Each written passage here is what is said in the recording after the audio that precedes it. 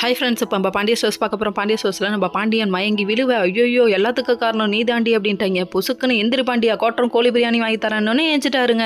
அதுக்கப்புறம் சரி இது ஒரு பக்கம் இருந்தாலும் கூடயே சுத்திரியே செவ்வாழை எனக்கு கூட சொல்லலையேன்னு ரியாக்ஷன் வேற மாதிரி இருக்குது நம்ம மீனாவோடது. சரி எல்லாரோட ரியாக்ஷன் இப்படி இருந்தாலும் என்னம்மா ஆச்சு அப்படின்னு சொல்லி கேட்டால் திருத்துன்னு முழிக்குது இந்த பொண்ணு. மாட்டிக்கிறாரு ஒருத்தர், காப்பாத்துங்க கத்துருன்ற பாட்டை இவங்களுக்கு தான் போட்டுடணும் போல. சரி விடுங்க.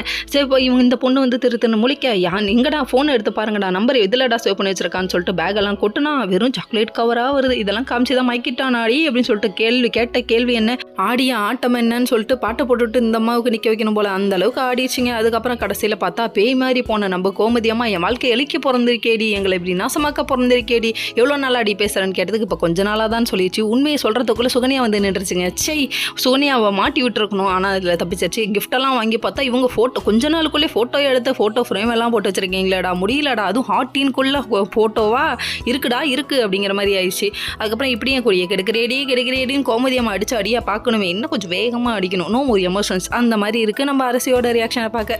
அதுக்கப்புறம் விடுங்கத்தன்னு சொல்ல யாரும் குறுக்க வராதிங்கடி, இவன் என் வாழ்க்கையை அழிக்க பிறந்திருக்கா அப்படி இப்படின்னு சொல்லிட்டு திட்டுறாங்க. அவன் ரொம்ப மோசமானவன் ராஜு கூட சொல்கிறாங்க. இவ்வளோ கேவலமானவனை நீ எப்படி கல்யாணம் பண்ணிக்கணும்னு நீ நினச்ச அப்படின்னு சொல்லிட்டு கண்ணா பின்னான்னு திட்டி விடுறாங்க. எதை காமிச்சிடி சொல்லிடி உன்னை ஏமாத்துறான் அப்படின்னு சொல்லி கேட்க, சொல்லிடி இப்படி சொல்லிடினா என்ன சொல்கிறது, குரூப்பாக இப்படி கூட்டாக சேர்ந்து இப்படி திருன்னு முழிக்க வைக்கிறீங்களே அப்படிங்கிற மாதிரி இருக்குது இவங்களோட ரியாக்ஷன். சரி என்னதாம்மா நடக்குதுன்னு பார்த்தா போர்க்களம் பயங்கரமாக வெடிச்சிட்டு இருக்கு. அப்போ பாண்டியன் ஒன்றுமே பேசாமல் அமைதியாக இருக்குது. என்ன பண்ணுறது, நம்பிக்கை உடஞ்சி போச்சு. ஓகே.